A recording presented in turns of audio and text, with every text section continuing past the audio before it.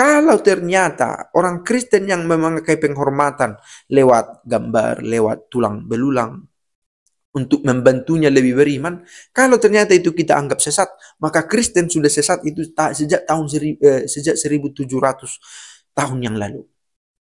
Saya membuat estimasi waktu saja ya, karena bisa saja lebih awal dari itu.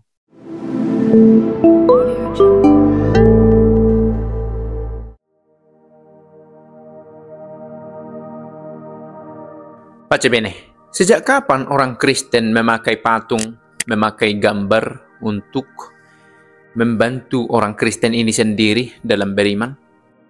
Kemarin saya sudah buat satu video tentang arkeologi orang Kristen. Arkeologi itu adalah satu disiplin ilmu yang mencari informasi baik tentang benda atau dokumen atau monumen itu sendiri, juga tentang informasi yang disampaikan oleh benda atau monumen itu.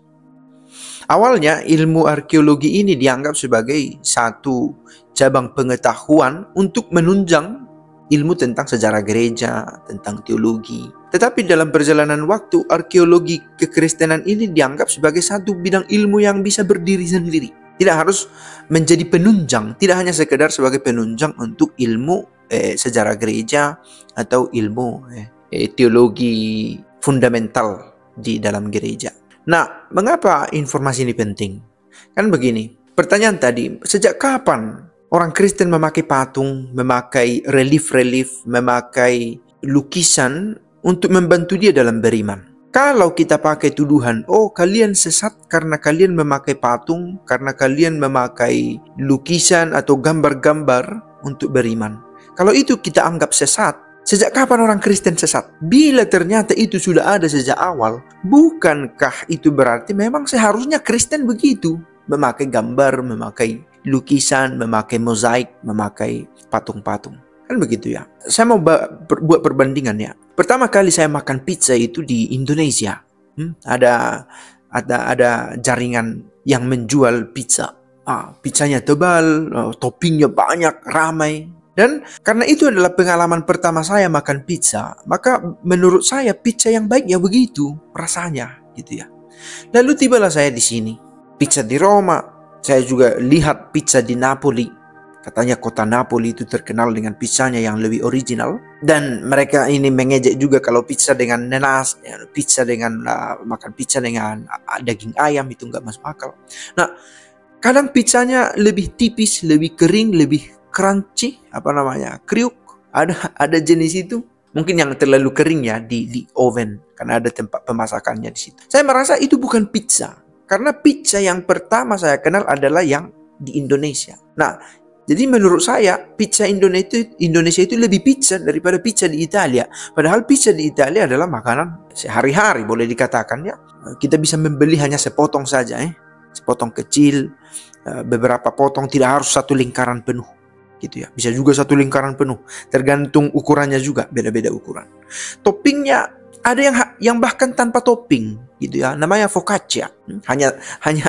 Hanya rotinya saja. Ada yang toppingnya hanya tomat dengan saus pomodoro, saus tomat. Sederhana. Ada yang dengan ikan, tonno. Nah, itu hanya pengantar. Saya mau mengatakan tadi soal kekristenan ini, melihat kekristenan ini dengan bantuan arkeologi. Jika ternyata sudah sejak awal orang Kristen memakai gambar, memakai lukisan, memakai patung untuk pendalaman imannya, bukankah seharusnya memang Kristen demikian? Bukan dengan gampang kita menuduh itu menyembah berhala. Jangan-jangan karena kita sudah duluan memakan pizza di Indonesia, mengenal kekristenan di Indonesia, kita tidak tahu sejarah bagaimana orang Kristen itu hidup pada awal mula. Bagaimana sebenarnya pizza di Italia, kita nggak tahu, gitu ya. Sehingga ketika kita sekali waktu memakan pizza Italia, sehingga ketika kita sekali waktu melihat gereja di awal-awal abad-abad pertama, kedua, ketiga, kita berkata itu yang sesat. Karena kita berangkat dari sudut pandang ya, tentang kekristenan yang baru kemarin kita lihat, yang datang ke Indonesia. Kita lihat ya, misi kekristenan kita, Katolik lah saya bisa katakan, kekristenan secara umum datang dari Jerman, dari Belanda yang sekarang jauh lebih sekular ya, di antara negara Eropa. Eropa Utara itu condong lebih, tanpa bermaksud generalisasi, masih ada juga universitas, seminari masih ada juga di utara sana. Tetapi tidak lebih banyak daripada di selatan. Kalau kita lihat perbandingannya di Spanyol, Portugal, Italia yang di selatan, praktek religiusnya masih lebih ketat dibandingkan bangsa-bangsa Nordik utara di sana. Juga wilayah yang dulu asalnya bangsa Gotik, boleh katakan Jerman, Belanda, Denmark, Sweden, memang masih ada kekristenan di sana. Saya kenal seorang uskup Kapusin di Islandia, dan dia katakan praktisnya kami tidak lakukan banyak hal di sini, gitu ya. Sebagai Katolik, karena minor, yang lebih banyak itu Protestan dari saya tidak tahu dari kelompok mana, dia pernah katakan, saya lupa. Tapi itu pun tidak lebih banyak dari mereka yang sudah hidup secara sekular, meninggalkan praktek religius itu. Kekristenan yang kita kenal di Indonesia tidak bisa menjadi referensi utama bagi kita untuk menilai kekristenan yang sejati itu bagaimana. Bahwa kamu lebih suka gaya hidup Kristen yang sudah kita dapat di Indonesia itu, ya itu urusan personal.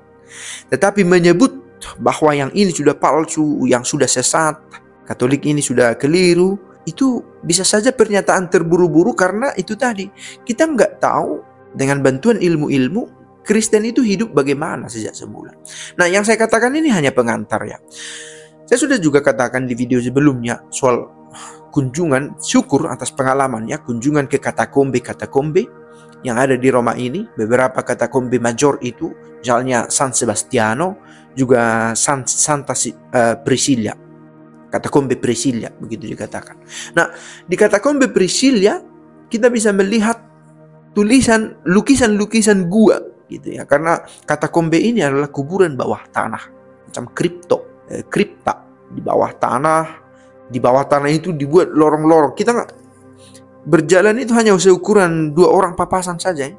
Karena itu dibuat lubang-lubang sebagai kuburan waktu itu, tersembunyi. Bukan hanya sekedar kuburan, tapi bisa juga ada perayaan di bawah sana. Kalau ada pemakaman misalnya di bawah, ada ruang berkumpul untuk beberapa puluh orang, tidak luas. Dan di sana juga bisa berkumpul orang Kristen ketika mereka masih dilarang untuk beribadah. Di dinding-dinding itu ada gambar-gambar dari kitab suci. Entah kisah tentang Daniel, entah tentang kelahiran Yesus, Maria menggendong bayinya dengan tuntunan bintang atau ada bintang di atasnya. Kisah-kisah kitab suci dibuat di lukisan. Orang mengekspresikan imannya lewat gambar itu.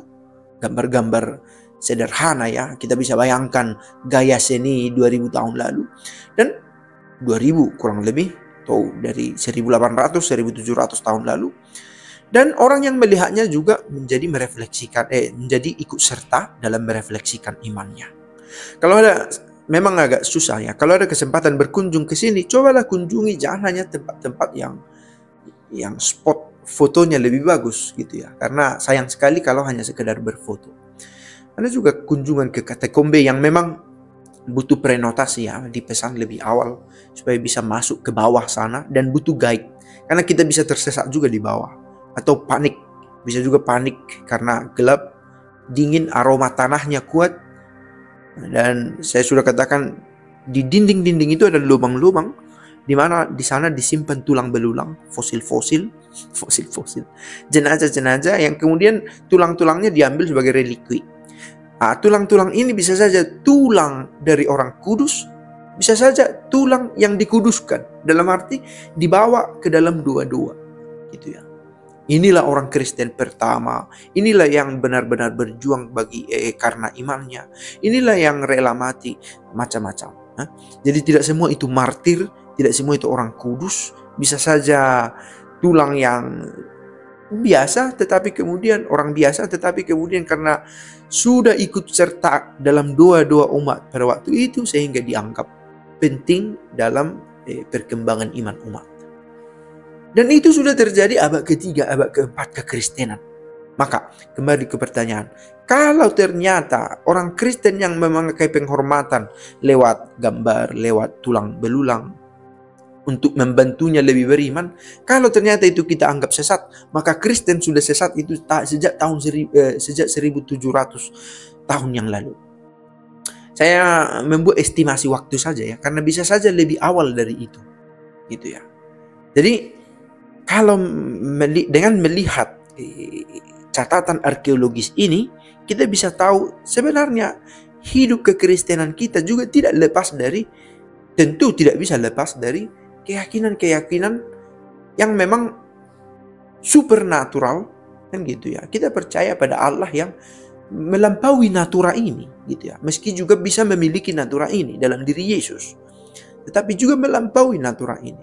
Dan itu diekspresikan oleh kita yang terbatas ini, yang dibatasi oleh indera-indera ini, mengekspresikannya dengan memberikan penghormatan lewat benda-benda, monumen-monumen, kenangan-kenangan yang membawa kita sampai pada refleksi tentang yang supernatural itu.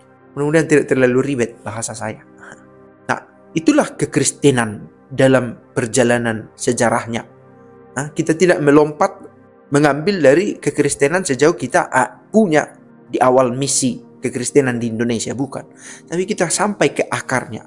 Dan sekali lagi syukur atas pengalaman yang saya miliki. Ini yang saya katakan ini adalah pengalaman saya, bukan kata-kata orang, bukan opini, gitu ya. Kalau kadang berkata begitu, sudahlah pastor, lebih banyak belajar. Kamu jangan hanya menyampaikan opinimu saja, tidak. Benar bahwa saya harus banyak belajar dan kita semua. Tetapi yang saya katakan ini bukan opini, saya melihat langsung bukti-bukti sejarah, gitu ya. Sarkofagus yang berdasarkan uji ilmiah boleh dikatakan ya, dengan melihat misalnya epigraf, tulisan-tulisan yang ada di prasasti tentang, entah itu dalam bahasa Latin, entah itu di bahasa Yunani, tentang bagaimana orang Kristen itu hidup dari waktu ke waktu. Begitulah dicatat bahwa dipakai gambar dan patung sebagai alat untuk mentransfer pengetahuan iman, gitu ya. Sehingga orang-orang yang tidak bisa membaca dan menulis bisa juga mempelajari imannya. Kita masih bisa lebih banyak lagi bicara tentang tulisan-tulisan bapak-bapak gereja dan bukti-bukti historik patristik ini untuk melihat gereja lebih sejati, gitu ya. Bagaimana dia bertumbuh, berkembang sampai pada refleksi kita masa sekarang.